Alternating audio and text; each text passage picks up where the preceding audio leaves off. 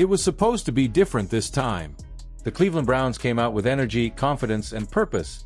The kind that had fans thinking maybe, just maybe, this would be the game that finally turned things around.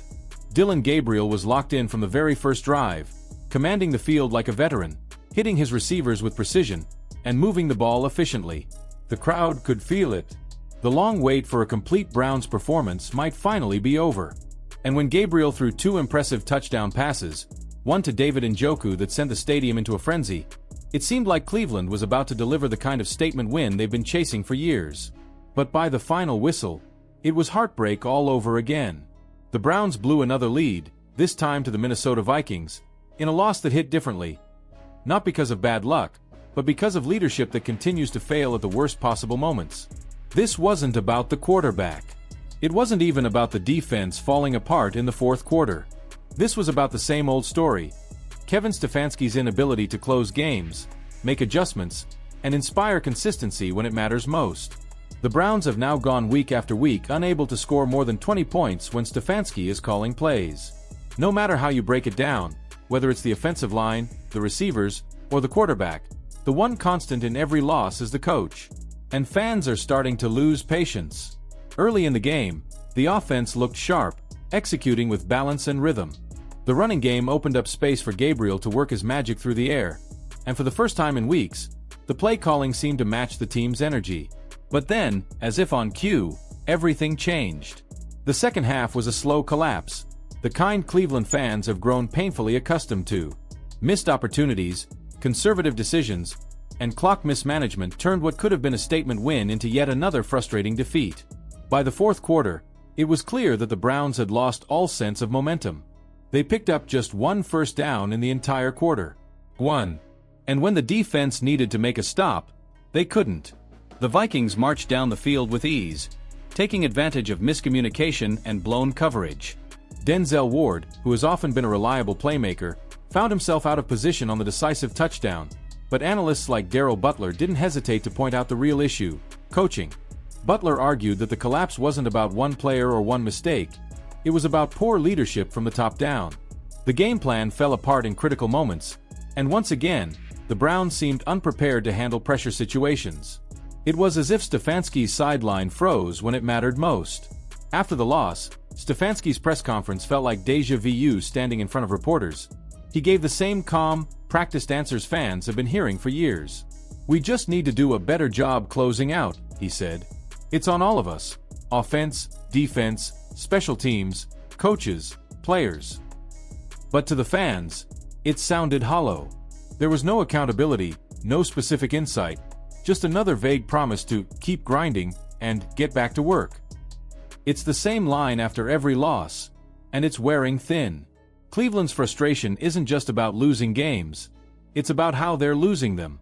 Week after week, it's the same story. Strong starts followed by fourth-quarter collapses. The Browns build momentum, get fans' hopes up, then crumble in crunch time. And each time, Stefanski insists it's a collective issue, instead of addressing his own shortcomings as a play caller. But as critics have pointed out, when the offense keeps stalling and the defense keeps breaking down under the same leadership, the common denominator becomes impossible to ignore. Darrell Butler wasn't the only one calling out the coaching staff. On-air analysts and former players echoed similar sentiments, saying Stefanski's conservative approach is suffocating the team's potential. Instead of trusting his young quarterback and letting the offense stay aggressive, he pulled back when it mattered most. The Browns had a chance to put the game away, but the play calling shifted from bold to cautious, from confident to fearful. And once again, that fear cost them. To make matters worse, Stefanski's personnel decisions have also come under scrutiny.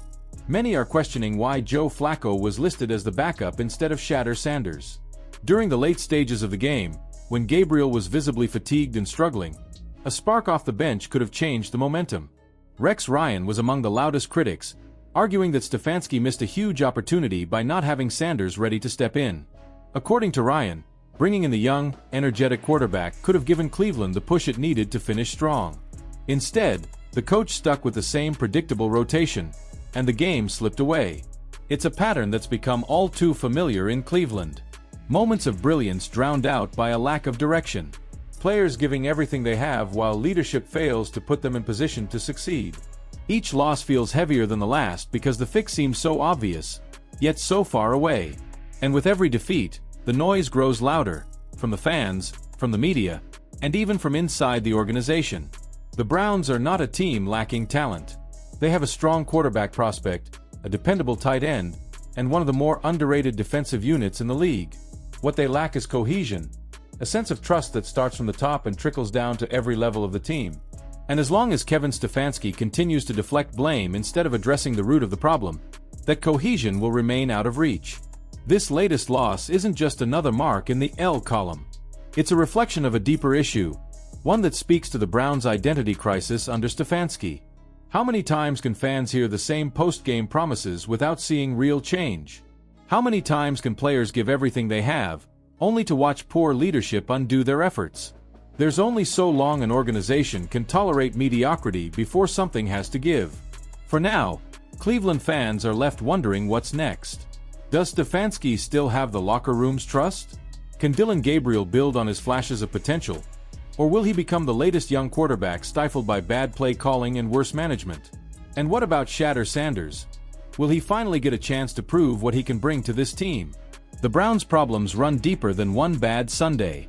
They're systemic, rooted in a culture that talks about accountability but rarely practices it. And until that changes, no matter how much talent they bring in, the results will remain the same.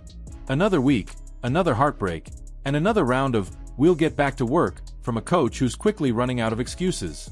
So, what do you think, Browns fans? Is this loss truly on Kevin Stefanski? Or are the players failing to execute when the pressure's on? Has Gabriel earned the right to stay under center? Or should Shedeur finally get his shot? And most importantly, how much longer can Cleveland endure this cycle of hope and disappointment before real change finally arrives? Share your thoughts down below, and don't